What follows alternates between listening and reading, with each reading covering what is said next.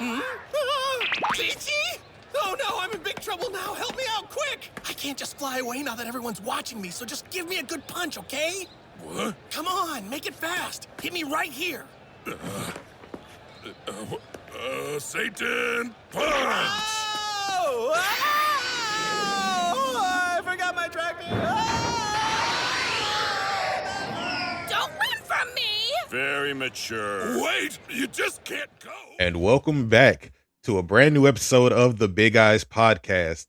This is not LJ. This voice right here, you haven't heard from me in a good little minute on the Big Eyes, but this is AD. You know, I had to take a step away, handle some business, enjoy my birthday. I appreciate LJ and Jay taking over. You know what I'm saying? I wish I could have been there, but I ain't gonna hold y'all.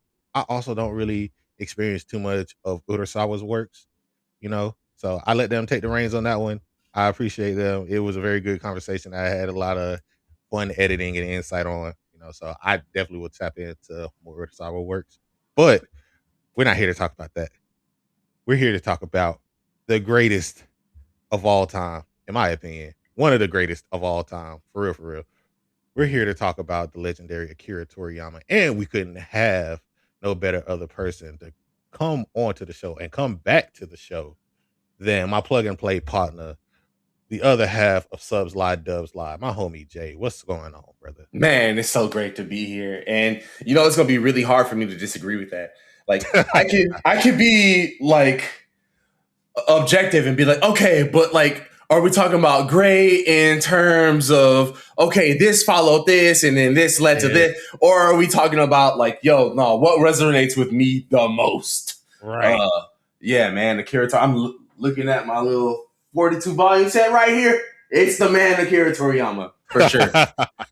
Listen, bro, I need them to release the Super Gallery 40th anniversary edition over here, like fully translated. I need that. Man, if I knew this was going to get a full English release, I would have waited. But I couldn't guarantee on that. Like there's been so many times where in the US we tried to catch up on a Japanese like special release and like it just got dropped. Like you remember when we were getting the Dragon Ball in full color? Yes. And it just stops at Frieza.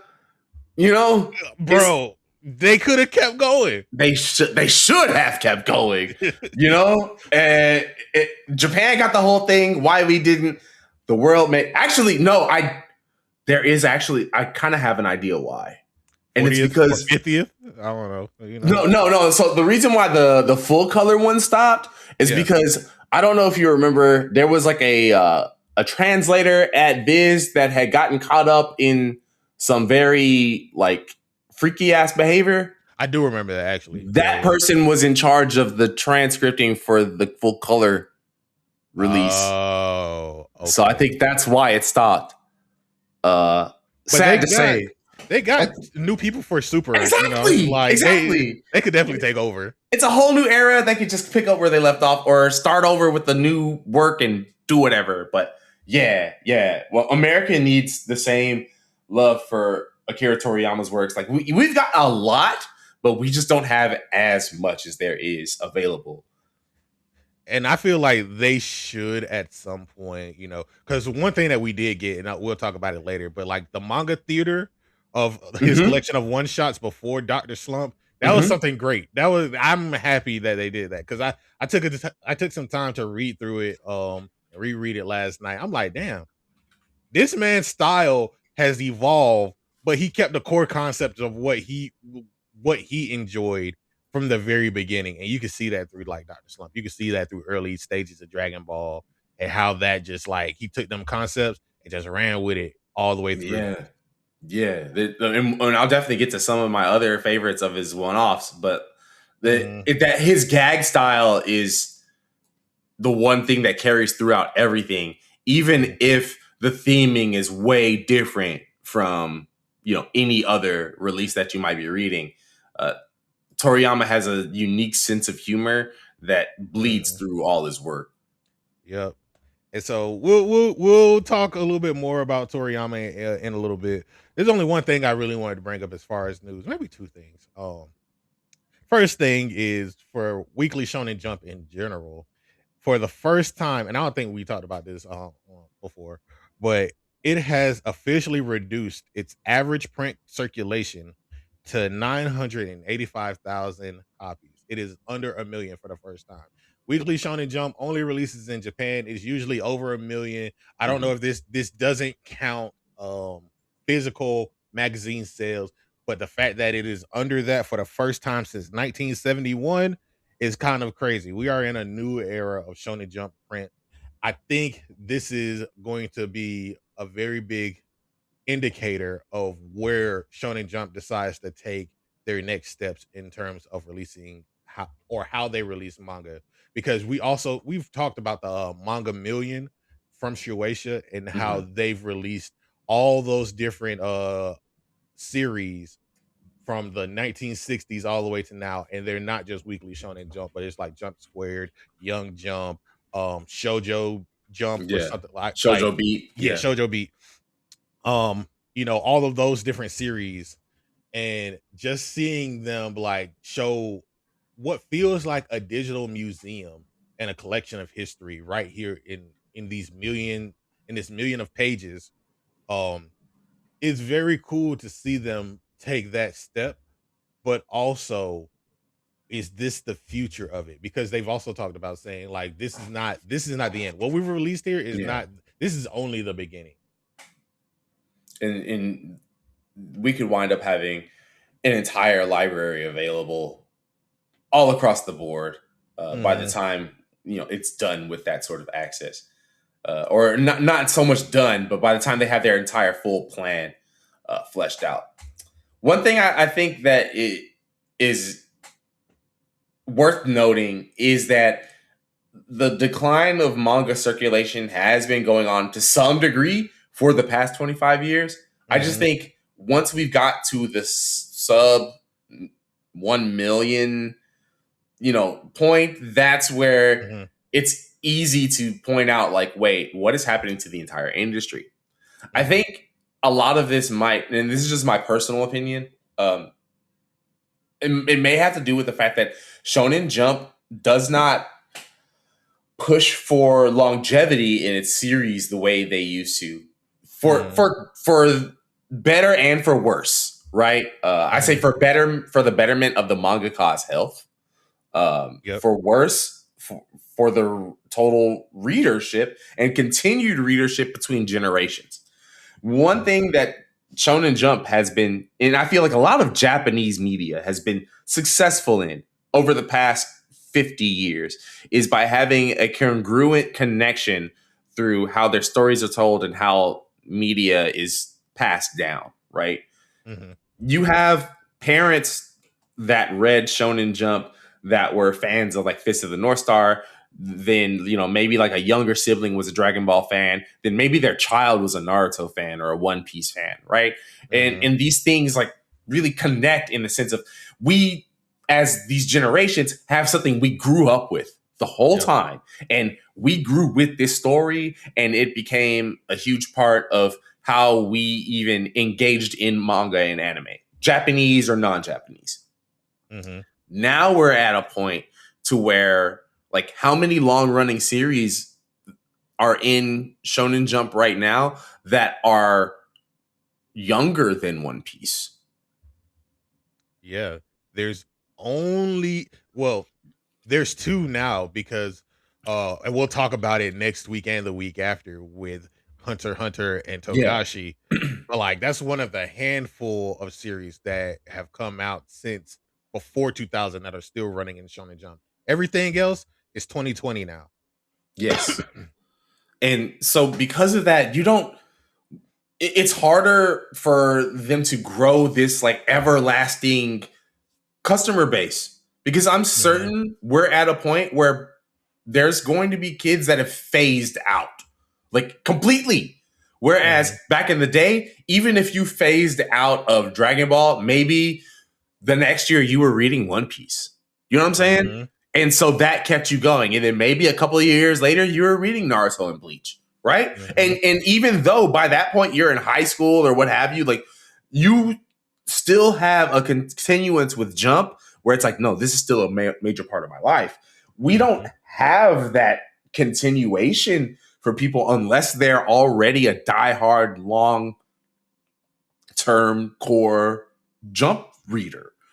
Right. So I think just what it looks like for the future of manga is that either there is a new idea for how they want to publish works, and maybe they want things to be more short term, or they just haven't found the one that is like, okay, no, this is going to be the one that lasts forever again. And I also realized that would be to the detriment of whatever mangaka that happens with. So, like it's hard for me to say like, oh, this is bad for the manga industry when I'm happy that there's mangaka who are able to get in the game, get out the game, and be like, maybe I'll do a one-off. Maybe I just will enjoy my life. Do you know what I mean? Yeah. I'm glad they have that. It's crazy because like we do have those mangaka who come in, tell the story that they're at least allowed to tell. Yes. If they were able to tell the story that they want to tell, editors would be in shambles and we would get whatever story that we want to get. But, I'm glad that we have those. But then there's also mangaka who still publish like again, they're sequel writers. Like I'm happy that Oda has been able to tell One Piece for as long as he has. There is what's his name? Kenta Shinohara. If you don't know who that is, he's the current writer for Witch Watch, but he also did Astra Lost in Space and Sket Dance. 3 entirely different series that have run in Shonen Jump since like 2007, I think.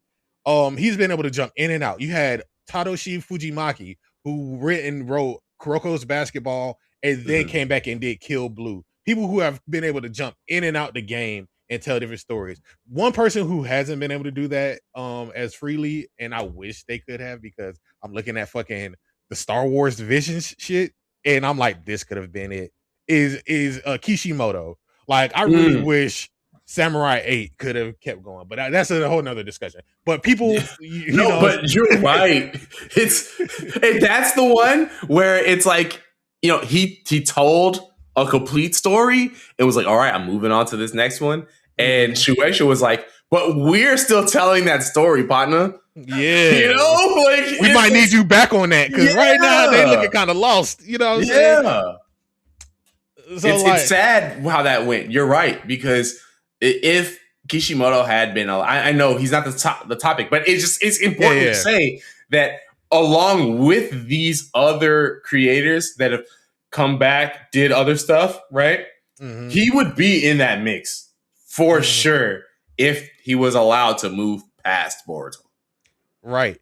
And so, like, I know like I said, there's a couple of them that have been able to jump in and out. Like, one of the oldest ones that, like I said, Togashi, he had Yu Yu Hakusho in the early 90s. He went and wrote Level E, a smaller series that did get an anime. And then he went on to write Hunter x Hunter. You know what I'm saying? People have been able to jump in and out. One of the people that we should talk about at some point that's still going on with even greater quality than when he started is Araki. Like, he's been in and out of Jump. Like, he moved over to a different Jump publication and is still writing some of the finest work that you could see a mangaka put pen to paper on. You know what I'm saying? And in between working on that one long work has released so many other ones. Exactly. It really is dependent on how the artist is allowed to distribute their art, and hell, with Shonen Jump being the gatekeeper, I don't know. Like, I keep circling back to like, okay, maybe these numbers don't reflect such a bad thing. You know what I mean? It's just maybe now we're at a point to where the workload on a mangaka is just not as heavy in terms of long running series, right? Maybe that has something to do with it. I don't know. I feel like there's a lot of pieces that go into why that's sub 1 million, and maybe not all of them are negative. Yeah. Like, you also got to think about, like, this is still only Japan. It is still a physical print volume or magazine thing. Like, we are in the world where these pages can be read digitally at That's any right. time. Like Jump Live's been around since 2013. exactly. The fact that people are able to get, scans and release early translations of it is probably another thing. So Yeah. people ain't got to go read the latest chapter of One Piece when it first drops. They can go and say, "Oh shit, when the scans come out." You know what I'm saying?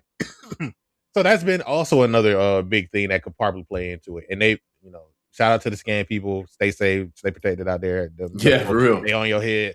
But like that's also a thing that could go into the play. I think that we are in a new era. We are going to see different things come from this. Death to the subscription models, unless they're reasonable, you know what I'm saying? Everything keeps increasing month by month at certain points. But I think that we should have a decent collection somewhere of all of these different series, especially as they keep pouring into the backlog. Like with Manga Million, there are so many different series that are in Weekly Shonen Jump or that were published in Weekly Shonen Jump that we can't see in the regular Shonen Jump app. We can't see it in Manga Plus. You know what I'm saying?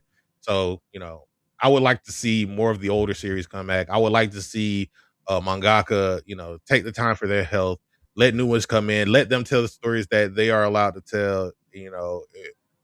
One of the things that I really like to see, this is the last thing before we move on. One of the things I really like to see are some of these mangaka who have had axed works still get their anime published or worked on for their Like we got Black Torch out right now, and that was an axed work. What was it? Kill Blue didn't go on as long as it could have went, but it still got an anime. There's something coming out in the fall called Super Psychic Policeman Chojo that came out a couple of years ago. It got axed. But it's still getting an anime. You know what I'm saying? Like I'm glad that we're seeing some of these authors still getting some of their works worked on, and people can see what the quality is for a lot of these works. Yeah, it is good that Shueisha doesn't just have the end all be all say for that, right? Yeah, even if they may have said like, look, the manga's not going. If an anime production company was able to, who knows? Maybe we could get interest reinstalled in some of these series, and maybe the mangakas could work with another publisher or something. Final thing, let's see if you have to have something in the series or a serialized work that's running right now. Let them tell at least like a full season of something. And then if they gotta leave, let them leave, bring a new writer in, let them tell their story, and let's just cycle mangaka in and out. If we gotta tell like seasonal work so that things can get anime and like, people can see the quality of certain things, let them come in and out of the series of the magazine. You know what I'm saying? That way, let's say like we get season 1 of My Hero. He takes a 6-month hiatus while JJK is running in the magazine, and then just cycle back and forth. Let's get some mangaka who want to do that, and that way it's something fresh.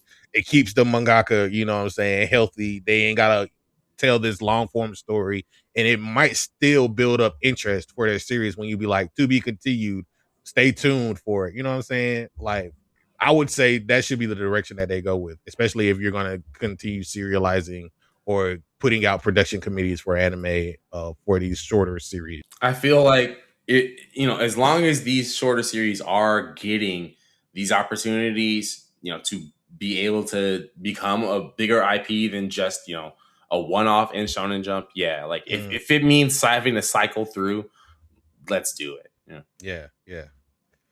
All right. Let's get into the main topic. Let's get into the main discussion. Reason why we're here. We're here to talk about Akira Toriyama. You see that name and you're just like, oh, this is about to be a banger. You know what I'm saying? Like, whatever it is, whether it is anime, a manga, even a game. Yeah, I was about to say, we can real easily turn this into a session of plug and play. Real easy. We might have to at some point, bro. Oh, yeah. Me and Jay have been talking on the side about like doing a whole discussion on Toriyama and his involvement in video games too. Like, we wanted to do a presentation on this like a while ago. Spoiler alert, but like, it's worth it. Yeah, like just the fact that his influence can be seen around so many different things. Like, here's the crazy thing. Like, and I have to ask this question in the beginning. Like, we know who Toriyama is. Mm-hmm. If you had to explain to someone who has never heard of Akira Toriyama or why he matters in the grand scheme of things, what would you say? Man, what? I would probably try to find like an analogy for something they are already aware of. You know what I'm saying? Yeah. I would be like, man, this is Akira Toriyama is like if Stan Lee and Jack Kirby and Steve Ditko was all one dude. Yeah. You know what I mean? And just whatever you saw on his pen, it's like boom. Like it's not that we don't need a whole Marvel Studio logo. We just need to see the little Toribot, and seal of quality. You know, see, this is gonna be something that stands the test of time, even if it's not a long running work. Yep. 4 words: Akira Toriyama, Bird Studio. That's all you need to see to know that this is about to be some heat, bro. Yeah. Like, one of my favorite things about him too is like in his early works, like, and this is just from a manga perspective, like the fact that he was able to engage readers in what he was doing was such an important thing. Like, you tell me this: when was the first time you ever started like really experiencing Akira Toriyama? Like, we could say Dragon Ball, you could say Dragon Ball Z, but when was it? At what point did you realize that you were a Toriyama fan? Man, I want to say the moment I realized I was a fan of Toriyama and not just Dragon Ball was when I played Chrono Trigger and was like, hold on. Mm-hmm. Hold on. That looks like that's just red-haired Gohan. Mm-hmm. You know? Or playing Tobal #1 and being like, wait a second. I know those blocky eyes when I see them. Or seeing Dragon Quest artwork and being like, wait, there's a whole other thing with Toriyama's like, what? Like, I feel like when I got to a point where I knew it, when I saw it, that's when it was like, yeah, no, Toriyama's fully ingrained in my life. Mm-hmm. Like, for me, it's probably the same thing. Like, seeing Chrono Trigger, seeing just like the artwork, the FMVs of it online. Yeah. Buying like, Blue Dragon just because it's a Toriyama game. Yes. Blue Dragon is like the pinnacle of like mid 2000s. You want to see more Dragon Ball. Yeah. You want to see more of this art style, but you really can't experience it like anymore because at the time there was no more Dragon Ball to really work with.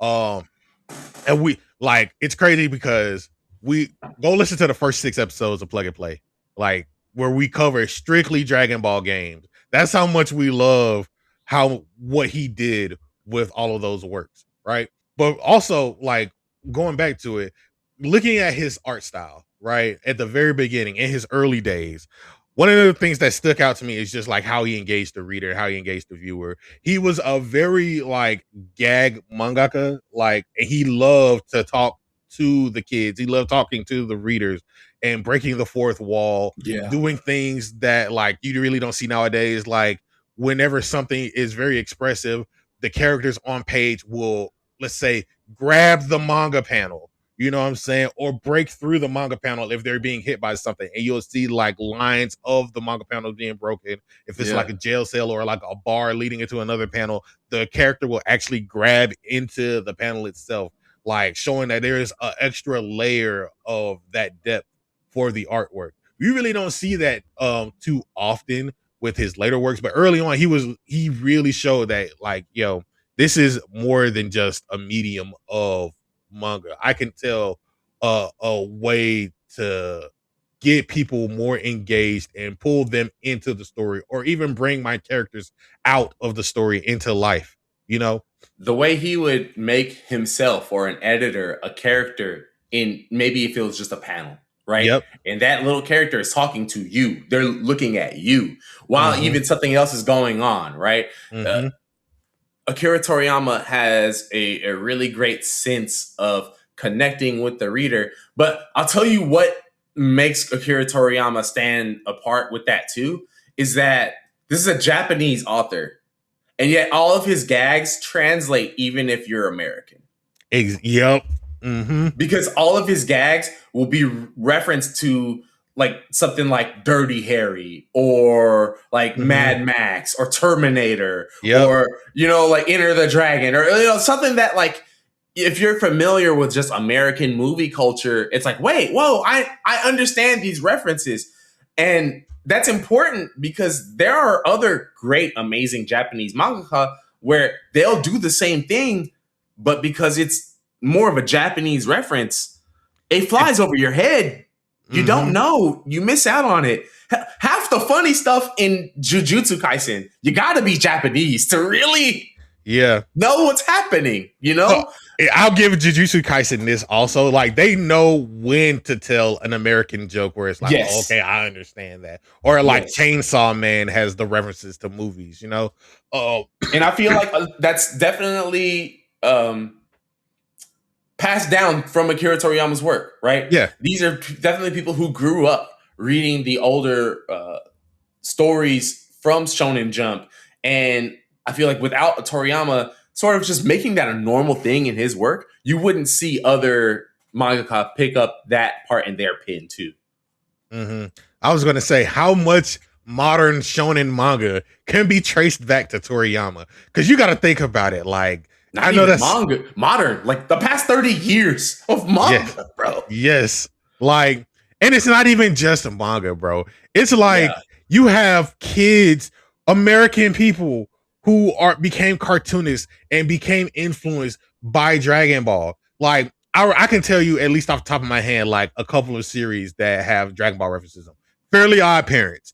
Codename Kids Next Door, you feel me? Like, there's a couple of things that we can't watch Adventures with Superman without feeling like you're also watching Dragon Ball Z. I don't know if you've seen the new Superman cartoon, but like the one they have currently going on, it is Dragon Ball Z with Superman. It is amazing. Like, what is it? Gumball has the Super Saiyan thing. I remember Billy and Mandy got something like that in there.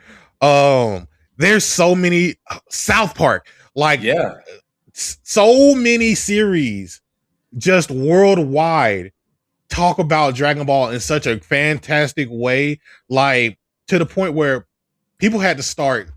I think this is where the original thing about Japanimation and stuff starts from when it comes to America. Because I remember also seeing like Robot Chicken, G4 TV, and just like the comments that would make at one of the first forefront of like anime and Japanimation or whatever they would be talking about. Dragon Ball was right there on the cover with like Pokemon or something like that, you know? Like it's in the Mount Rushmore of just anime and anime influence and just like worldwide influence from Japan. You know what I'm saying? Absolutely, dude. You see entire athletes who will go out being like, yeah, I'm getting like Goku. I'm a Saiyan. You know what I mean? Like, you see athletes that are inspired by Toriyama's work all across. I mean, we're talking about basketball, football, baseball, pro wrestling, everywhere, man. Soccer, especially football. Like,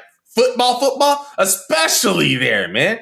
Like, hell, we just had the World Cup and there was constant references to Holland looking like Majin Buu. You know what I mean? Like, it's Dragon Ball. Toriyama's work is everywhere. It is everywhere. Macy's Day Parade. You can't go without a Goku float. Been there the past 10 years.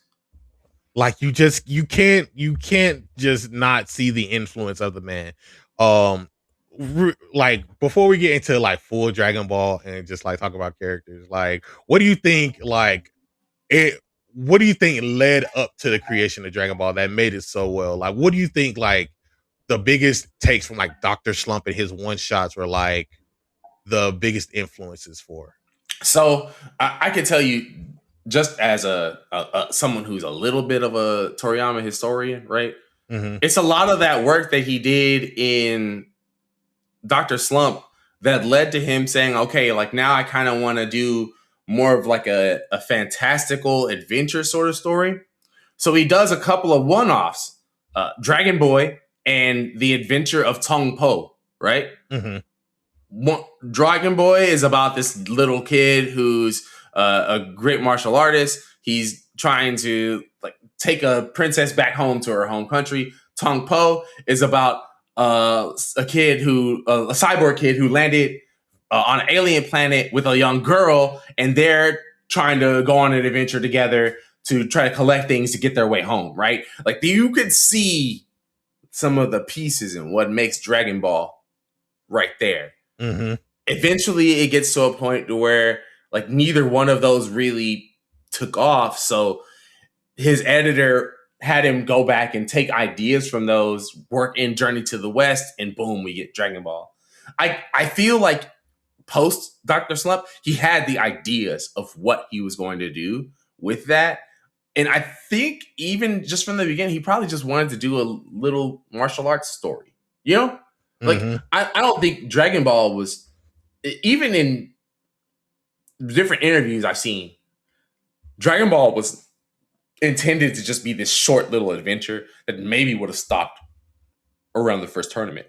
So it's just crazy to see how it's like, wait, okay, I've gone through my original inspirations, but now there's just so much more I can do with this. And my editor's making it sound like this is a hit. So, you know, yeah, it's just wild how it's sort of like it's a happenstance thing almost. Yeah. Let me ask this question. Do you think Toriyama created what audiences wanted at a certain point? Or did we as the readers and viewers eventually learn to love what Toriyama wanted to draw? I think that has a lot to do with it, because if we're looking at the original time point in where Dragon Ball comes out, you know, the one manga that I would say is almost like competition for Dragon Ball is Kinnikuman, another comedy-based action series, this time more in like the realm of pro wrestling, but still like filled with gags. So to some degree, that's what the audiences wanted at that time. But I also believe that we grew with what Toriyama was delivering in that story, right? As it got away from the gags and got more into the storytelling of, you know, more character-based storytelling, Goku's growing up, dealing with King Piccolo, all of those things, right?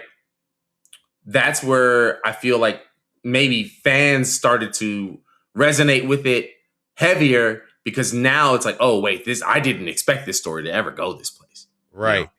Because, like, you got to think about it, like, from Dr. Slump to Dragon Ball, the beginning of Dragon Ball, that's 5 years, right? Yeah. And Dragon Ball as an entity ran for 10 years. That's 15 years of Akira Toriyama readers. You know what I'm saying? So if you're 10 years old, you're reading Akira Toriyama until you're 25. Yeah. You as a reader have grown up with this work. You got to think about, like, okay, went from a serious story. Think about where you were when you were 17 from where you were when you were 10 years old, right? Things still seem a little bit more childish, but then you get to a point where I'm about to enter college. Things are getting a little bit more serious. Right. And you're reading Dragon Ball and you're seeing like the second 22nd World Martial Arts Tournament. You know what I'm saying? You're seeing Goku fight Tien, and like crazy like stuff happens where Krillin dies. Now King Piccolo is here. Why is this what used to be a silly gag manga about a monkey boy in the woods, you know what I'm saying, getting so heavy? Why are we talking about these themes like this? You know what I'm saying? And so, like, just thinking about it, like how he's able to like shift what he wants to talk about and how he wants to engage with his readers is such an important thing for how we as, like, I want to say as Westerners, because, you know, a lot of us, majority of us, have only experienced Dragon Ball Z or started with Dragon Ball Z and then had to go back to Dragon Ball to see the origins. So, like, just how we experience things is like, no, this is a more serious thing. We're seeing death. We're seeing Goku die 5 episodes in, and we're following Gohan now. You know what I'm saying? Like, there's no play stuff like in the beginning. There's no more, like, you know, certain jokes that can't be talked about, you know, because they're not Yeah. funny in 2026. You know what I'm saying? Like, Yeah, hardly any of that in Dragon Ball Z. yeah, because he grew from that, and like he wanted us as readers to grow from that. He wanted us as viewers to grow from that. Like that's something that I think that is really big for him. So I think like with the creation of Dragon Ball, I think what is it about Dragon Ball that made it such a big deal? Like when you think about Dragon Ball and like why it's so big? What other series came out at that time? How did Dragon Ball itself explode in popularity like it did? And what made it become this worldwide phenomenon? What do you think that was? I think a lot of it has to do with how Shonen Jump as a whole was changing, right? Mm-hmm. Fist of the North Star is ending its run around the time that Dragon Ball is starting to build up steam, right?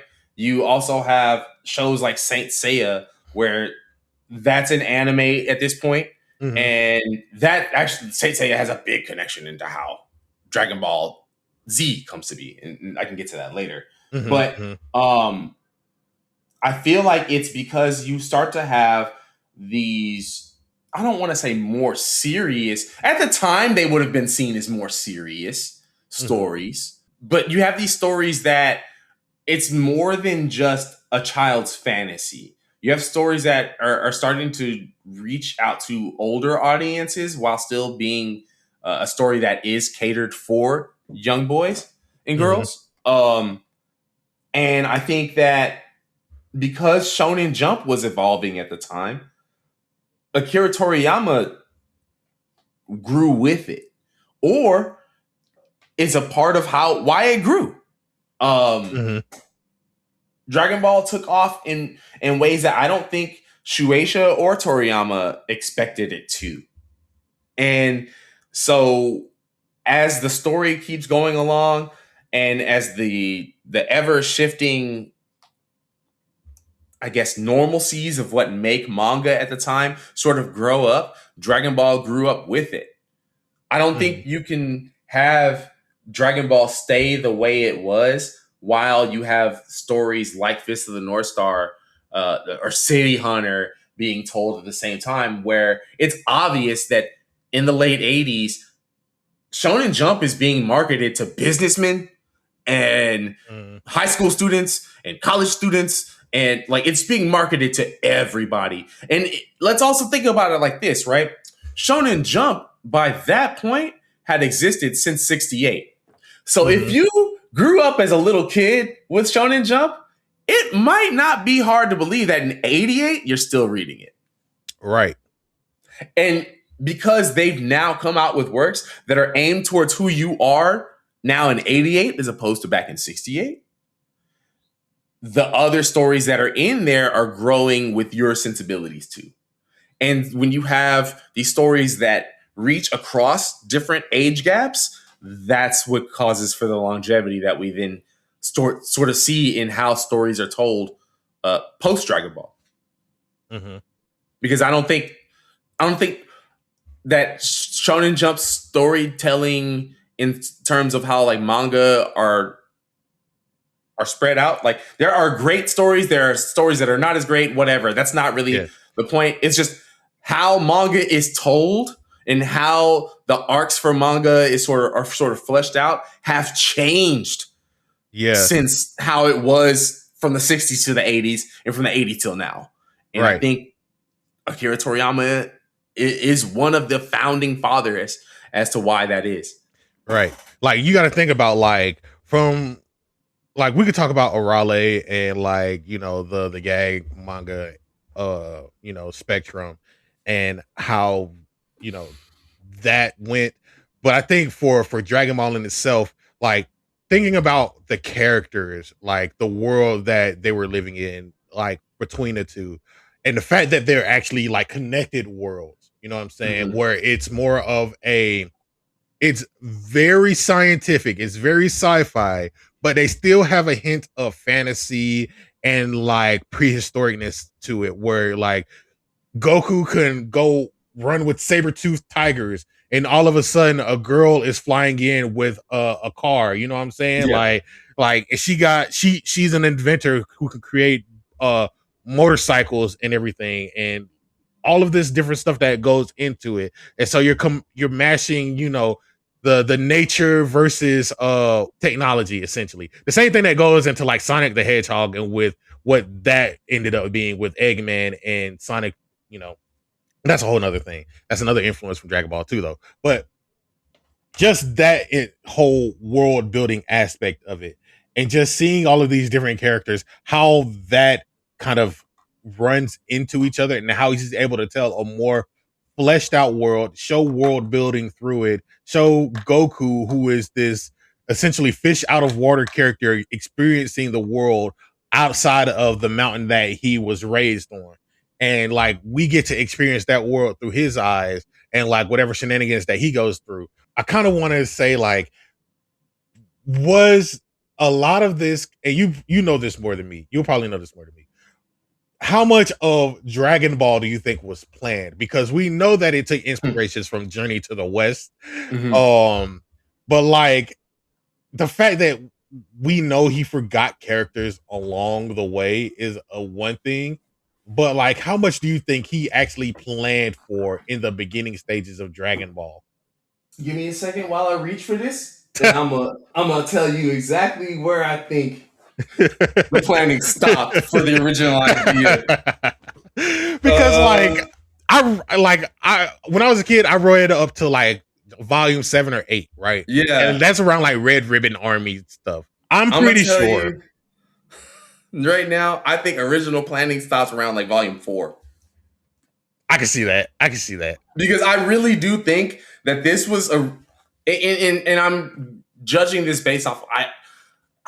It would have behooved me to have exact quotes and exact interviews to reference off of. I'm going based off of things I know I've read before. On Shueisha, I'm sorry, not on Shueisha, but on consentshu.com, a great source for anything dealing with Akira Toriyama.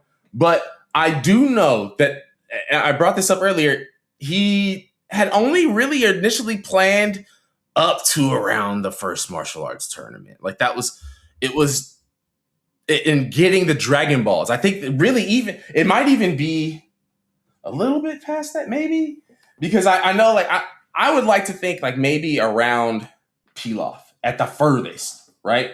And them having, stopping him from making the wish. Yeah. So maybe that far, but I can't. Because that does feel like I can't say that it would have been planned any further than that. Because that is around where the shift in the storytelling does happen. Because it goes from the adventure into Goku going back to see Master Roshi and training with Krillin, and really diving into the martial arts battle manga aspect of it all. That's really like where it starts. Like we know Goku is a strong kid. We know that he does this, but now what story can we tell around this year gap of collecting the Dragon Balls again? Damn. Yeah, maybe the first 2 volumes. Oh, look at it! Like, maybe the first 2 volumes were the original idea, and then that boy started making money again, and the editor was like, "Hey, say dog, you got a good thing going here." Yeah, I would say maybe safely the first 2 volumes are the original plan. Okay, I could definitely see that, because then it's like we get into the World Martial Arts Tournament, and this is like one of the big foundations. Like, what is this? This is probably like 1986. When did Saint Seiya first start? What like we had Ashita no Joe, and then like Speed Racer as like things that do like the competition tournament aspect of like manga series. But I think this is where we get the first big idea of like people going head to head. Like, do you think, was this the first one? Because if not, I think it's like the biggest one. This is so the first one has to be, man, I will have to see exactly in what when these chapters came out for the world's martial arts tournaments, I need to see exactly like what months those chapters come out, because Saint Seiya starts a year later. And Saint Seiya, one of its first arcs is the Galaxian Wars, where it's, you know, the Saints doing their little tournament arc. It's not the most, it's not the heaviest arc in terms of like how people remember it in terms of the whole story, but it is great in delivering competition.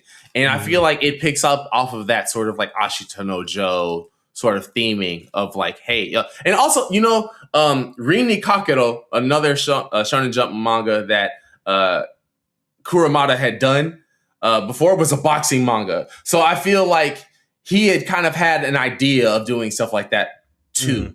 Because if we're going by Rin ni Kakero's standards, there was definitely Shonen tournaments in there, and that came out in between 77 and 81. And that's well before Toriyama. Yeah, and I would say we could even consider, you know, stuff from Hajime no Ippo and I'm sorry, Ashino Joe. I said the wrong title, but we could consider, you know, early tournaments in that too. But if we're gonna say like, you know, direct influences for what's around that time, it has to be those that Akira Toriyama is picking off of once we get around into early Dragon Ball with the 21st martial arts tournament. Yeah. And so like that's where I kind of want to go to. Like, what makes the World Martial Arts Tournament such an event that like in Dragon Ball and beyond that people want to experience? Like when we get into it, it's like all of these different fighters from around the world come in, test their skills against one another. And then you have who the last winner was, Master Roshi, who's now disguising himself as Jackie Chun. You know what I'm saying? Like we got all of these different people in and out the tournament. Krillin going against some of his old, you know, temple buddies. You know, and like just seeing these different characters, how their own arcs evolve. Like I think this is where we first get introduced to Nam, who is like, he's now more forgotten, but it's such a big character in Dragon Ball, and like fighting for his country, you know. Yeah. So like what makes this such a big thing as we go along into what we get into Dragon Ball Z and Super? What makes it such a staple? You know what I'm saying? Honestly, and I was thinking about it while you were asking me the question. I really think it has to do with, at the most, is this is a martial arts, like a kung fu movie put in manga. And I don't think that I'm not a person who was living in Japan in 1983, guys. So if there were other kung fu manga, and I'm just not discussing it right now, please don't take this as a dismissal of their existence. It's just, I would have to say that if we're talking about like audiences at the time where, you know, they would have grown up with kung fu movies like Bruce Lee, Jackie Chan movies and things like that, right? You have what makes those stories interesting, all of those aspects in this one arc, right? You have the tale of a martial artist testing his strength against, you know, the strongest. You have the tale of the young monk who's trying to, you know, make his way as a martial artist too. Like the martial artist and monk pairing in kung fu stories, tale as old as time, right? Then you have the idea of, oh, the student is going to now try to best the master. And I mean, that's another just like story archetype that's how you build hype right there, right? Yeah. Especially considering the fact that up in that show, the strongest thing we had seen Roshi do is, you know, fire Kamehameha to stop the fire at Mount Paozu, right? Yeah. And then which is an incredible feat, sure. Yeah. But we know that he's the one that, you know, trained with Grandpa Gohan and that he trained with Goku and Krillin. So there is a level of mystique and air that's built around him of what can this guy do. So once the tournament is built up towards, oh, now we get to see what this guy can do, and there's the payoff of, wait, that's right, Goku can turn into a great ape. Oh damn, what happens if that happens again? Right? I just think that Dragon Ball does something that a lot of stories now are way more obvious in how they handle them. But what it is that it takes the mystery box concept by giving you a mystery that you don't even know is a mystery. It's out in the open. It's in front of you. You don't even know the question until the situation arises where, oh damn, what would happen if Goku faced off against Master Roshi? And then it caps off with him blowing up the moon, bro. Yes. You see what I'm saying? Something that makes him look like godlike at that point. It's like, oh, Goku's got a lot to grow through if he wants to get to that point, you know? Yeah.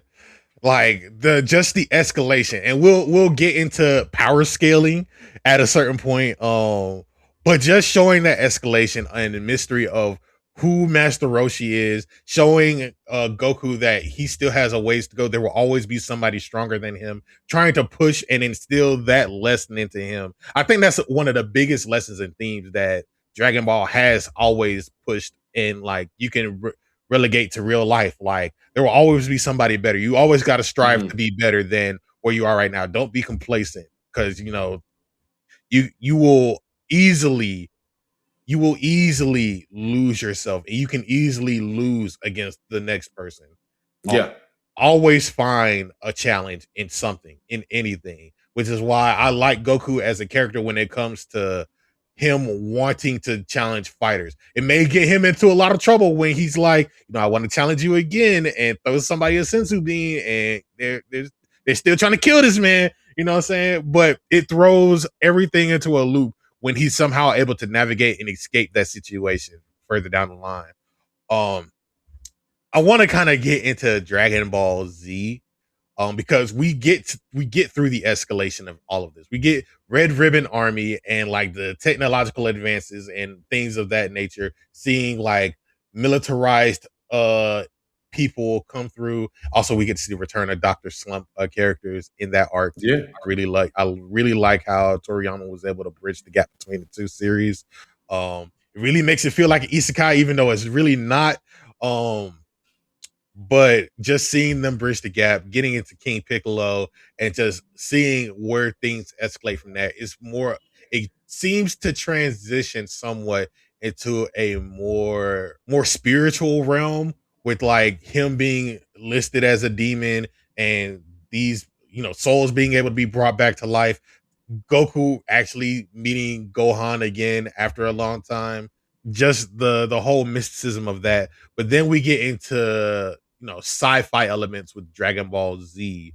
What do you think made him escalate this story and this adventure and this entire series up to that? Like, what do you think? How do you feel about that progression from like? Oh man, I'll tell you exactly what it is. I not even what I think, what I know. The 80s, bro. The late 80s, man. The late 80s is so chock full of like wonderful sci-fi that if you take a look at what early Dragon Ball is in context of how it takes place after Dr. Slump. Dr. Slump is filled with Western influences. So Dragon Ball in the beginning filled with lots of Chinese martial arts influence. Dragon Ball feels like a world that is just distinctly all Asia, right? Dragon Ball, right? So I feel like as we're sort of tilting towards the transition with Dragon Ball Z, and he's starting to delve more into sci-fi, is because these elements are popping up in our pop culture, right? Terminator, Alien, The Thing, Back to the Future. Yeah. So many different sci-fi stories are a major part of late 80s culture that I feel like Toriyama's just taking his influences and like, you know what? Since I leaned away from those in the first half of this story, I don't mind leaning on them a little bit in this one because I need my world to grow. So that's where you start to have aliens.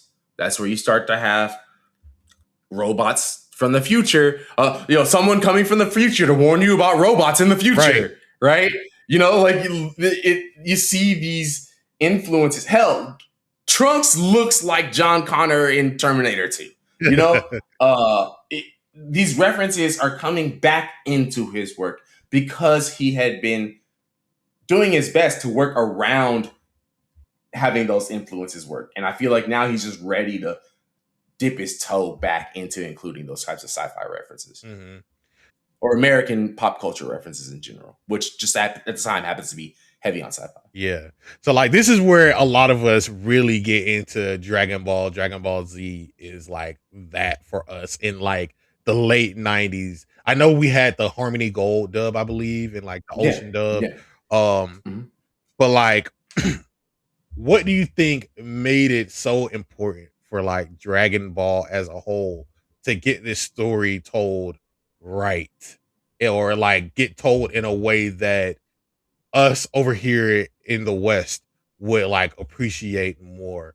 Because I know y'all probably talked about it on Subs Lie, Dubs Lie before. Like Subs lie, Dubs do lie also, you know what I'm saying? Yes. But like in this work and how we're like going about it, what do you think made it so important for them to say, we gotta tell this story that will engage viewers in this way? I think a big part of it is it also connects back to what is culture like at the time for us, right? We're still in like a fighting game craze, right? Power Rangers is a big thing in the US. Hell, if you go back and look who funded the Ocean dub, it's the same people that funded Power Rangers.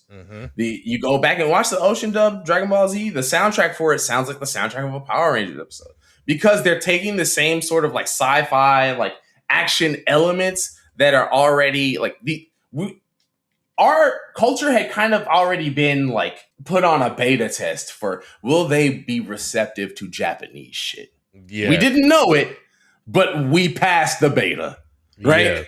Yeah. And so now they're into the alpha of, okay, so what Japanese shit do we give to them to be hooked onto?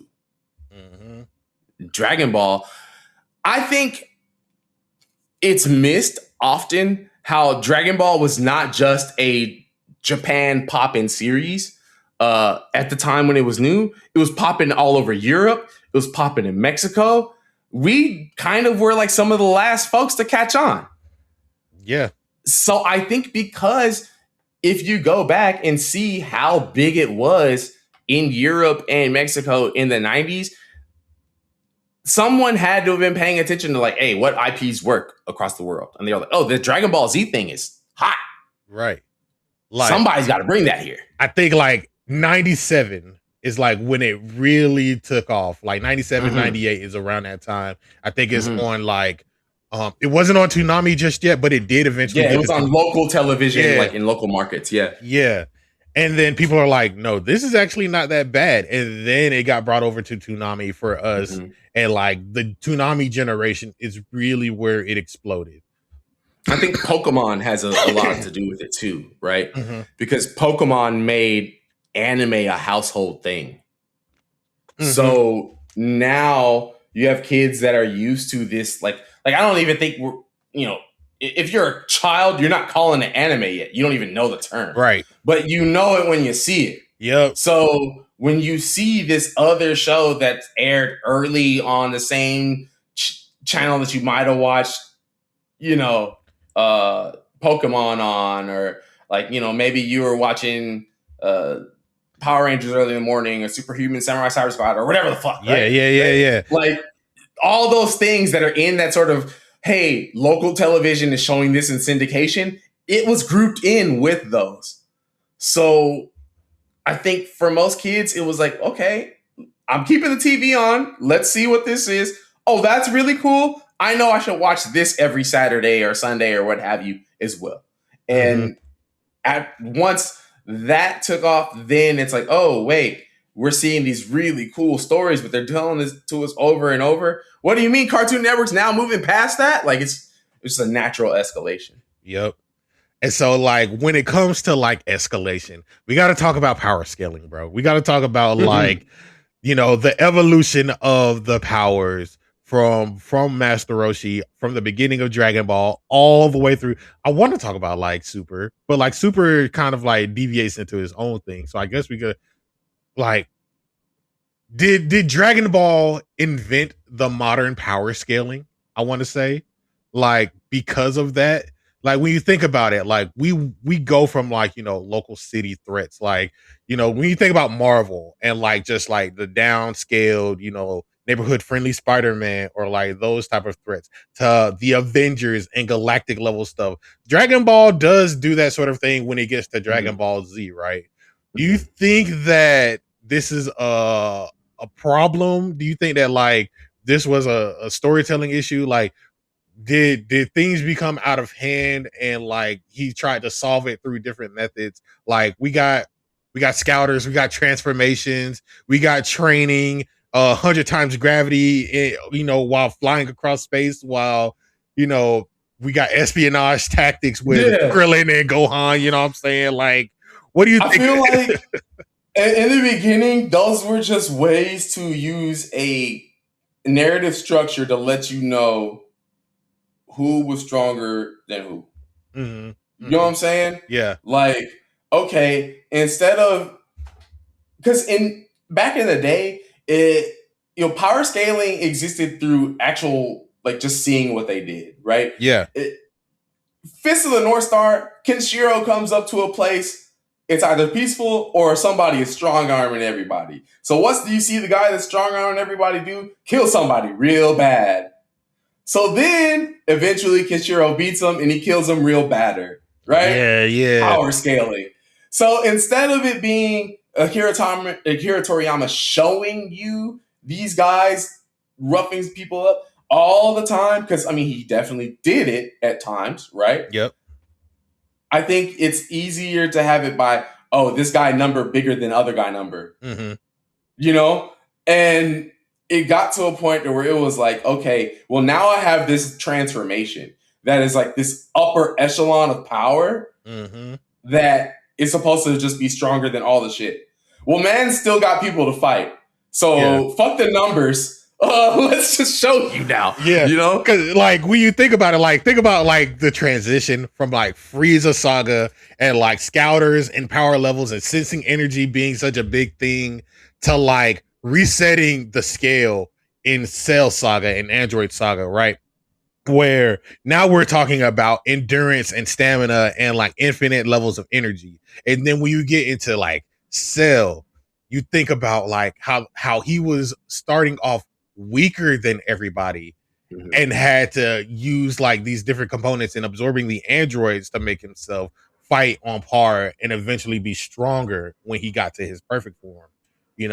Like that was such a big pivotal thing where he shows like, okay, I don't think I can really tell you this way anymore without doing some extravagant stuff and jumping through hoops to showcase the levels of power, because we've already gone to a galactic scale. They've beaten people who can destroy planets at this point. How can we reset this and make it, a more thing that like even Dragon Ball level characters, like where, in the beginning, it was Goku and everybody knew Goku was like pretty strong. Krillin was somewhat on his level, and then it just like the exponential growth of Goku went out of hand, and you see like everyone trying to catch up to Goku. Goku is off training in Otherworld, while everybody is just now training with Kami, and then all of them die in Saiyan Saga. They go up to train with King Kai. Meanwhile, Goku is doing stuff back on Earth so that he can bring them back. And now it's like he's a Super Saiyan. How can everybody from Dragon Ball who was introduced in Dragon Ball still compete? Well, Yamcha is the first one to be taken out. Krillin, he's still somewhat capable. He still has a decent IQ. Tien is still training his hardest, but he's not capable enough. You know what I'm saying? And then it comes down to like Piccolo, Trunks, the new kid on the block, Vegeta, who's just now being introduced. And like we have to follow him a little bit more as he's like turning face. Like these different characters and how they compare to like Goku as a character and having to explore these ordeals. What do you think makes this such a like big turning point for them? Like we didn't even talk about like characters, but like just the characters themselves and like the issues that they have to face when it comes to like, you know, the simplicity of Goku and how it relates to everybody else on their journeys. I think what it is that you have these characters that the fans have grown with, so like nobody wants to see them just gone and replaced, right? Mm-hmm. So you got to find like this narrative way to keep them around, but at the same time, like you're gonna keep increasing the strength of your enemies. Mm. So eventually, you gotta make sure that you're, you know, legacy characters aren't just getting washed every time somebody comes around. Like, as cool as of a scene as it was for Android 20 to put his hand through fucking Yamcha, I don't think we could have taken some shit like that much longer, but like seeing it like once a arc. Like, you know, like Tien got kicked by the legs. You know what I mean? I don't think you could have gotten too much further with too many arcs of like, oh, damn, these dudes are just getting worked in every time, you know? Yeah. Like Krillin getting killed is an emotional moment, but it's also because it had been a while since the last time Krillin been killed. So it was easy to just press that button again. Yeah. Like, okay, really quick, like, is this what makes Goku such a likable character? Like, what makes Goku the character that we enjoy to follow? You know, like, he doesn't change. Like, we're following his journey throughout all of this. They try to, you know, shift it a little bit to Gohan. What makes this journey with Goku so enjoyable in itself? You know, I think what it is that if we're keeping in mind of starting with Dragon Ball and working through all the way through, it's that Goku, while he does stay the same, right? We see him reach a point of strength to where you believe, okay, Goku's now the guy. Yeah. So even if there's a guy stronger than him, he's got to be the one that faces him in the end of it all. Unless we're talking about Dragon Ball Z, in which Dragon Ball Z is just a mirroring of Goku's story, right? Gohan starts out. If we talk about Gohan post Goku's death, it is literally Goku's life. He's living out in the wilderness. Somebody's watching after him, but not really so much. They're not always around, right? Then he has another adventure where he's off with a young monk, just like his dad. It's the Goku in Krillin pairing, Gohan and Krillin pairing in Namek are they're literally just parallel. You know what I mean? Then all the way up to Gohan having his King Piccolo moment against Cell, right? It's only then that everything sort of changes back into the, okay, like now it's the Goku show again. Yeah. I think what it is that when you have Goku as this character that was built up to be the guy and now is the litmus, and even if he's not like beating everybody all the time, right? It's, oh wait, no, like Goku's the one who has achieved this level of strength. We know he surpassed the normal, you know, level that humans can reach. I think that's kind of what keeps him so likable, is that he doesn't become a character that's now like, oh, I'm the vanguard for humanity, right? He doesn't become this like superhero. He's still just the same guy. You know, it's so funny. You say that, and I can't help but hear the dub voice echo in my head. Allied to good, nightmare to you. Like, I know. And the crazy thing is like Toriyama is quoted saying, yo, I feel like the Toei anime is kind of making Goku more of a hero. I feel like the movies make him more of a hero than he's out to be, when that's not my intention. So it's just interesting that, like, you know, even if you're watching the anime versus reading the manga, even if it's not the English dub, you're still going to get a sense of like, I'm Goku, the strong guy, the hero. Yeah. That was just never like when you're reading the manga, is not there for Goku at all. Right. That's such a crazy distinction for us. Like you can see it in the manga. He isn't necessarily a hero because he is the protagonist. We got to make that clear. Like there's a distinct line between that, and it sometimes get kind of muddy. But he is the protagonist that we do have to follow for a majority of this. I kind of want to pivot to who we get introduced in Vegeta, and like one of the greatest rivals and one of the greatest rivalries in not only manga and anime history, but probably ever. You know what I'm saying? Yeah. How did Toriyama create this character?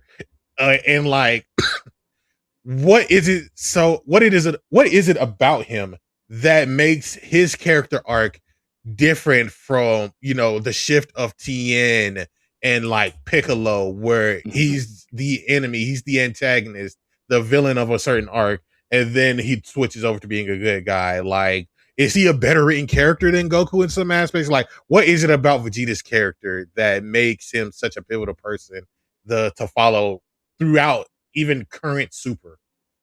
Great question. I do think that a lot of that has to do with Toriyama mastering an archetype that you already mentioned. Tien and Piccolo are kind of like the V1s of what V1 and V2 of what he eventually does with Vegeta. The difference between Vegeta and Piccolo and Tien is that Vegeta gets direct star time. Dragon Ball Z during the Namek saga is about Vegeta as much as it is Gohan and Krillin. Dragon Ball Z in parts of the Cell saga is about Vegeta more than it is everybody else. Everybody else just kind of having to like work around what Vegeta's going through. For a little bit, it's about Vegeta, right? Hell, even later on when we're leading up towards the World's Martial Arts tournament, right? Yeah, it's the story's about Gohan, but you're more concerned with, wow, Vegeta's going to finally get to fight his rival again. So I think what it is that you finally have a rival that the story lives with, instead of it being someone who's in service to the plot. Does that make sense? Yeah. Like, Vegeta is a focal character, and all throughout Dragon Ball Z, to the point to where even at the end, a big part of how Vegeta grows is through him acknowledging the fact that Goku is number one, and him acknowledging the fact that he doesn't have that much of a problem with that anymore, right? Vegeta is the real Saiyan in this show. Vegeta is the character that I feel like once Toriyama knew, okay, I've made these characters this warrior race. Well, I can't have Goku act out on that because he was never that. So I need a character to exist that shows what you are like when you are in that society. What you are like when you're raised by the ramifications of how that society was grown to be. And you can only do that through Vegeta because we already know how Goku grew up. And it's such a dynamic with the nature versus nurture type of ideal. Like, you know, you see, like, it is Vegeta tries to express to Goku a lot of the times, like, it's in his nature to be this way, you know, like in certain things. And Goku tries to fight it through the nurturing of him being raised on Earth versus Vegeta being raised as like a mercenary prince. You know what I'm saying? Like, it's such a big dynamic that plays a focal point into their rivalry that I think makes them such a fantastic pairing to follow each other. Like, when you think about like how Vegeta starts to respect Goku when he first meets him in the iconic scenes, you know what I'm saying? Like, and they're bantering back and forth, and Goku is showing off something like Kaioken or like a Kamehameha wave, and Vegeta's like, yo, not bad. You know what I'm saying? You not half bad, brother. You know what I'm saying? And like, he always comes back to the low class warrior thing in those moments. But as you get into like Cell Saga, you see him like respect him a little bit more. Like, I'm here to surpass you. Like, you're not the only one that's a Super Saiyan now. You know what I'm saying? I'm going to achieve levels greater and beyond. I think like circling back to like Piccolo, I think what also like helps this is like Piccolo is not his father, essentially. Like he is, but he isn't. But he does achieve his goal early on in Dragon Ball Z and being able to kill Goku. So like it was a turning point where it's like they got to work together because this is a big moment where we're introducing this outside force of the Saiyans and how it relates to Goku and Gohan, and what this means for Piccolo. How this somewhat begins the shift for Piccolo and also raising Gohan in a sense, and that's why it becomes the iconic thing of Piccolo being the real dad and blah blah blah. But just that relationship dynamic between them two and like how that evolves over the story versus like when we get to Vegeta and how his relationship with Goku evolves because they are supposedly at this point the last two of their race and how like full-blooded of their race and how they can challenge each other because of this dynamic. I want to really quick get into like the actual dynamics before we get into like the final parts of this because we can go on forever. Like this could be easily 3 hours of conversation. But one of the things I want to talk about is like just the relationships of characters. Like who do you think has the most important and impactful relationships between each other? Like we can talk about Vegeta and Goku. One of my favorite ones is like the early stages with Goku and Bulma. Like Bulma herself is such a pivotal, important character because she kicks off the journey of the Dragon Balls. You know what I'm saying? And then we got Piccolo, Gohan, Tien and Chaozu are their own thing. Just the Z Warriors and how they come about is a certain thing. Like, who do you think has like some of the most important relationships, or what are your favorite relationships in the Dragon Ball world? Oh, man. Like we can go anywhere with that. Like, shoot, man. Trunks and Gohan. Yeah. That's such a good one. In my opinion, that's like one of my favorite ones because it's like when you think about it and how future Trunks treats Gohan, like young Gohan when he comes back to the past, and like what that like. I will never forget playing that scene in Kakarot, bro. Like that was so crazy. Man, like their entire connection is just like, damn it, man. Like I would have loved to have seen that more in the real story, right? Yeah. Hell, Piccolo and Gohan is obvious, right? Yeah. I would say today, Piccolo and Pan. Oh yeah. Actually, yeah. Yeah. Him picking her up from daycare, like, come on, man. Or like, yeah, man, come on. Like, it's like, nah, that was Pops as far as I'm concerned, right there, man. Shoot. Goku and Bulma, obviously. Krillin and 18 make a great pairing. Yeah. I think, honest to God, that's something that, like, in Dragon Ball, there are just so many pairings. Like, Dragon Ball is built on pairings. If you really think about it, like, Android 17 and 18 are introduced, right? Yep. Android 19 and 20 are introduced, right? You see Dabra and Babidi at first, right? Like, it's just like so many characters are introduced where, Vegeta and Nappa, right? So many characters. Hercule and Boo, like, Yes, where it's like, oh, like one person that works off of another. Hell, even in a huge group, you got Jason Berter, Yeah. I think that pairings in and of itself is a good character dynamic in Dragon Ball because it plays off of Akira Toriyama's comedic sense. Oh, we have one character that can play the straight man and one character that's kind of funny, or one character that's like an idiot, while the other character is like, what the fuck is wrong with you? You know what I mean? Pairings by itself. I can't even think of like, oh, which pairing is like better than any other, because every time we get a new pairing, I'm like, oh, okay, I see why this is a strong part of Toriyama's pen. Gamma 1 and 2. Yeah. They were a great pair. You know what I mean? Like, it's just like you see this all the time throughout Dragon Ball.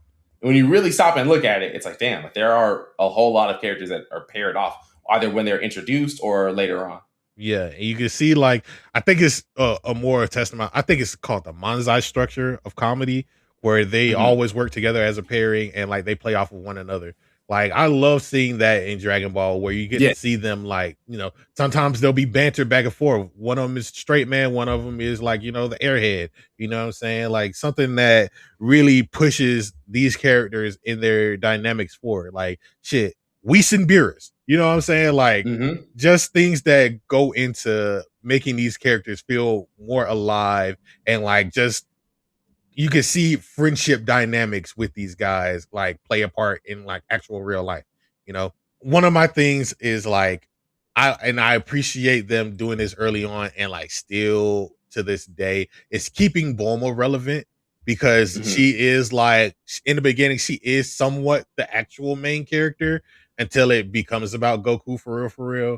And just seeing her evolution, like she's probably one of the oldest and still one of the best female characters in shonen, just because her influence is seen throughout the entire universe of Dragon Ball. You know, like just being the genius scientist, or the daughter of a genius scientist in Capsule Corp, and her being able to commune with gods and like galactic patrol policemen, and you know what I'm saying, being able to, side note, just like the fact that she has a sister out there somewhere and like we ain't know about her for real, and like just so crazy shit. But like just seeing her influence in so many different ways in Dragon Ball, the fact that she was able to build the time machine for Trunks to go back in time with, you know, like her as a character is so important to the whole structure of the story, and seeing her dynamic alongside so many different people. Like I can't think about like other people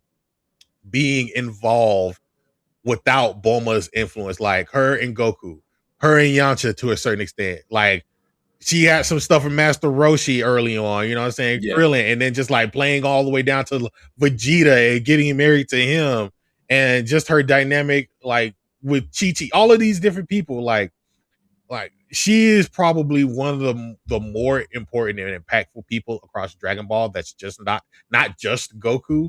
And like I just want to give her flowers, because she does provide like this sort of structure for people to continue the journey along. You know, like, what I love the most about Bulma is that she connects everybody to the real world. Yes. You know what I'm saying?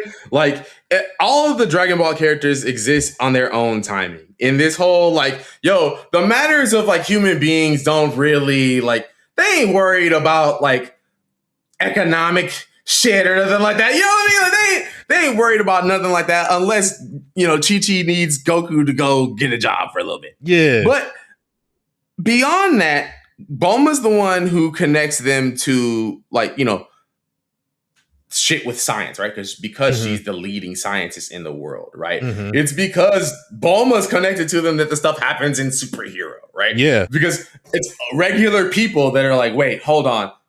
Why is she hanging out with aliens? You know what I mean? Yeah. But also at the same time, she's the one that's able to connect them on a human level with characters that are beyond what they are, right? She's the reason why the gods even want to be stopping by Earth. Because it's like, all right, you know, what's Bulma up to? You know what I mean? Yeah. Like, oh, she can hook us up with a bunch of great food or some shit, right? All the time. Like, just the kickbacks at Capsule Corp. You know, fireworks always going off. People around the city are like, oh, it's them again. You know, what they cooking up this time, you know? It's so funny to me how, like, it doesn't matter whether it's like an alien enemy or a god of destruction or whatever. Like, it's always like, nah, we would rather like deal with Bulma if we're gonna be doing any talking. You know what I mean? Yeah. Even though she's the feistiest, like, most like, hey, we can't take her nowhere ass character. Her having that human element, like, yeah, without it, I feel like the Dragon Ball characters would be lost in a lot of dumb shit. Yeah.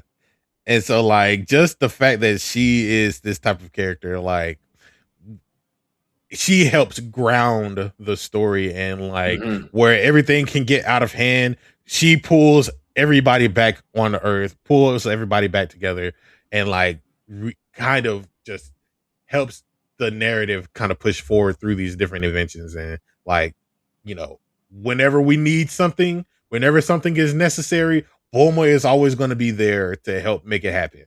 You know, this is kind of the last thing, but we got to go beyond what the beginning, like it's 1995.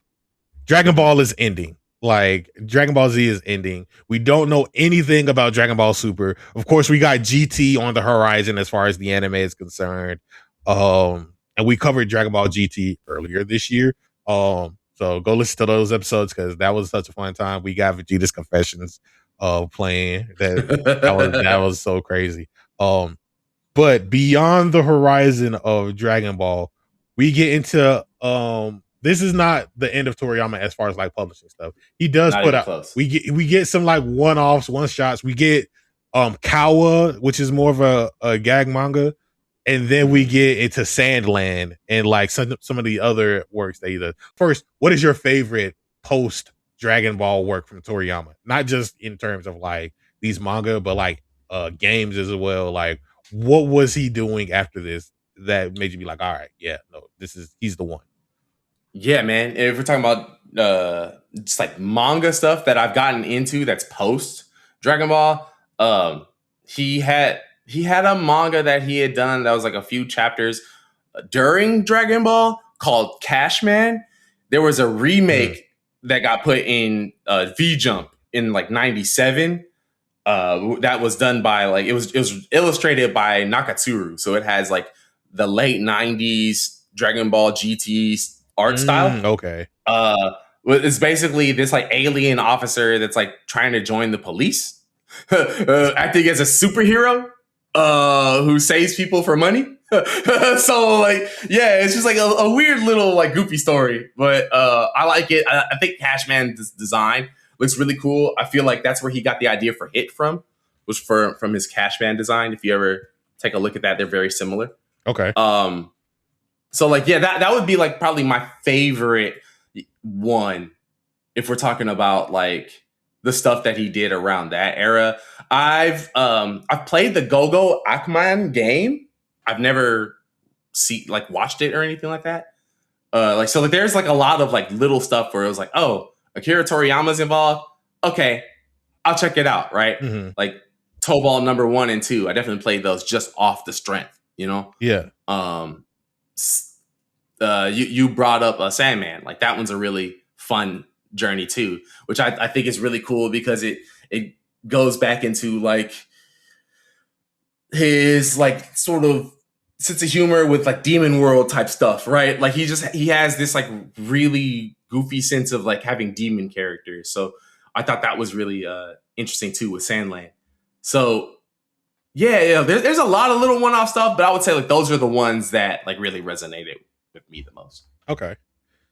Yeah, like for me, it's probably going to be Sandland the most. Is like that still feels like a world lived in, and the fact that we got stuff recently about it is like such an important thing because it shows like this style of Toriyama really shifted into this more grounded work, and it feels like it could have been a part of the Dragon Ball post-apocalyptic style, Yeah. but it's its own thing. It's its own segment. It has characters that feel like. Here's the funniest thing that I remember about Sandland is like they talk about a PlayStation 6 and Dragon Quest 13, Yes. and the fact that that could be a real thing.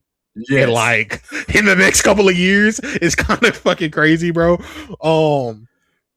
But like just how it still feels really lived in, and like, you know, the issues that humans and us as like the human race can prevail or not prevail, but like, you know, just cause upon the world. Yeah, exactly. Yeah, the way, the different ways that we can exist within. Yeah, you know? yeah. You know, another one I didn't even think to mention but Jocko the Galactic Patrolman. Oh man, yeah. That's so crazy. Yeah, it is, right? Because like it's something that comes out a couple of years before, or no, I'm sorry, it comes out the same year as Battle of Gods, right? Mm-hmm. And it's just like this seemingly like silly little story about this little galactic patrolman. He has a human friend named Tights who works with them, right? Out in space and stuff. And then as you're reading through this, because it's just one volume, just a little short story, like you get to like, I think like the 10th, 11th chapter, and Tights is calling Bulma. Mm-hmm. And they're sisters. And you find out like, oh, this takes place right before Dragon Ball because Jocko has to go check on this invading alien that's supposed to land on Earth. Mm-hmm. And it's Goku. It's just like a prequel. The little like cute connections that he does. Having Jocko added in Resurrection F as well a couple of years later, I thought was really neat because it's like, okay, we have the direct tie-in, right? Yep. And Jocko, the Galactic Patrolman, being such a pivotal part of Dragon Ball Super that Goku and Vegeta eventually joined the Galactic Patrol for an arc. I feel like Akira Toriyama has done so great with expanding the worlds that he has to where it's like, oh, like this could tie in together. Because I want to say like the first mention of the Galactic Patrol is in the Cashman manga that I mentioned earlier. Oh, really? Like they mentioned the Galactic Patrol is like a group that he was like fleeing from. Huh. Okay. But it's just like often, just like something mentioned in a sort of off statement, and then a few years later he does the Galactic Patrolman manga, and then that connects to Dragon Ball. So it's just like, damn, man, like Akira Toriyama's pen really like. There's no telling how further he could have gone with his stuff, like, without any sort of like, health declining or anything like that. Yeah, man. And like I got like two more things to talk about because it's like the first one is now that he's gone, we know that Dragon Ball Super Beerus, the retelling or remake is coming this year. And then in the future, we're going to get Galactic Patrol arc for Dragon Ball Super. That's going to tell the moral arc and hopefully the granola arc. What do you think should happen to Dragon Ball after this? We got Xenoverse 3 coming out, which is age 1000, far into the future of this. I think we're in like age 780 something right now. Yeah. Yeah. And the only other thing that ever referred to age 1000 was Dragon Ball Online. Mm-hmm. A Japanese game. So I like that even with that, they're like, hey, let's go back to some stuff that, Akira Toriyama had worked on before, within the Dragon Ball world and start to incorporate those ideas. I feel like that's what they did with Daima too. Yeah. Where, there had been a blurb about how the universe connects and how there is a separate demon realm and everything. And now we just got to see it. Mm-hmm. With Toriyama's ideas all connecting through, like, I just really feel like we should have the future of Dragon Ball build up on past ideas of Toriyama's and, while also working them in with original stories. But there are like so many little one-off statements he might have made or like one-off like designs he could have done. I feel like that's the real best way to sort of like continue the torch of Dragon Ball is by having, his past works paid homage to or like past references added in. And I do feel like Akio Ioku is going to be really good at doing that too. Okay. I can get behind that. I kind of want to see what Toyotaro has in store for the future. Likewise. Like they have been so closely connected over the last 10 to 15 years and just seeing the story that he was able to tell within the last two arcs of Super. I think he has a good idea of where he wants to take the story. Shout out to Clean God. You feel me? Yeah. Like I do want to see more of, the younger generation take a part of the future of the Dragon Ball universe. And I think they're moving in the right direction for that.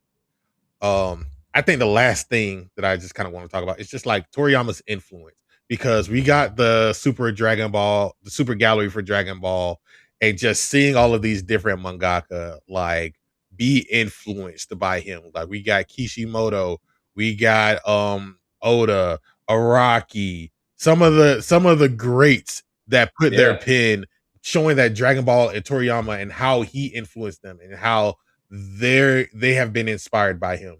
What do you think makes this, like, Toriyama as a whole, Toriyama as a person, so inspirational? And what do you think, like, you would love to see from the future of these different creators? Like, what is it about him that you think people should be inspired by to move forward when it comes to whatever that they're working on, whatever that they're doing? I think, well, to answer the first question, a big reason as to why you see so many past mangaka pay homage to Toriyama is because he was connected with the future of manga, right? Like he supported so many manga artists that would go on to become like big names themselves, right? Like he was the one who wrote to Type Kubo after Zombie Powder failed, saying like, "Hey, fuck what these niggas situation was talking about. Keep going." Yeah. And then without that, we don't get Bleach. You know what I mean? So I feel like that has a lot to do with it, is the fact that he was so directly connected to what the future of manga was at the time, that it was easy for other artists to be like, nah, like that's our guy. Like that, he's the one who put us on. You know what I mean? He's the one who gave us the courage to keep going.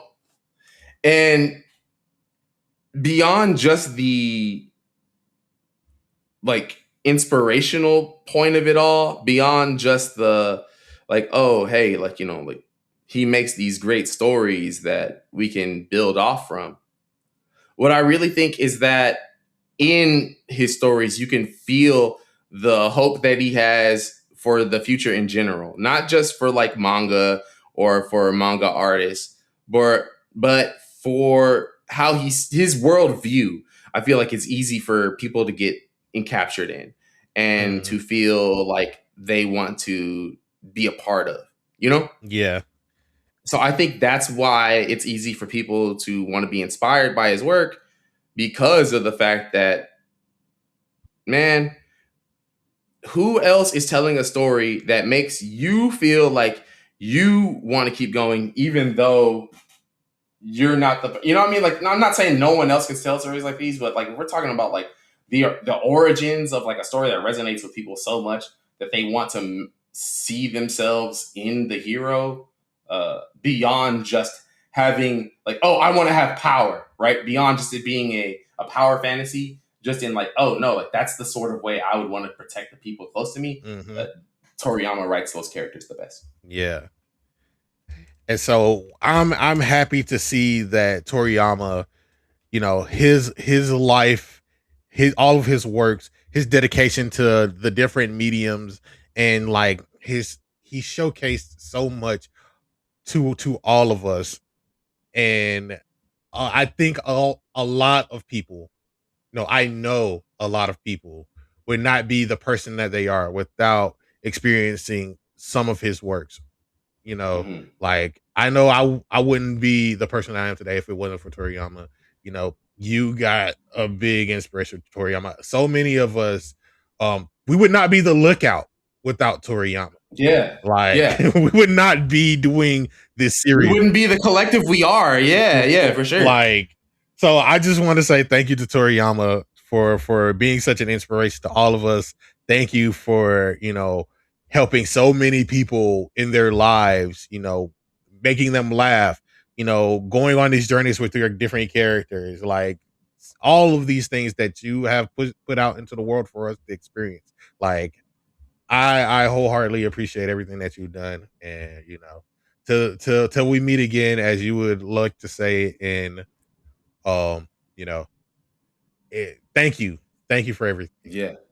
And thank you guys for listening to this episode. If you made it this far, I think this is one of the longest episodes that we've done, and we could have went even longer. We didn't even talk about everything. You know what I'm saying? Like, it's only so much that we can talk about. But at the same time, all of it was valuable, man. Exactly. Because it's just like, God, like the amount of effort that he's put into inspiring all of us with his work, like, man, he's worth the multi-hour-long combos. Exactly, man. Jay, thank you for joining. Absolutely, man. More than glad to. Like, there was no way. I saw y'all were doing this. I was like, hey, hit me in. Listen, bro. Also, we gotta next time. I don't know if we talked about this before. We probably have, but like next time there's a trivia night, we definitely going up. Like, oh yeah, for sure. Like, me and Jay joined the trivia night one time here.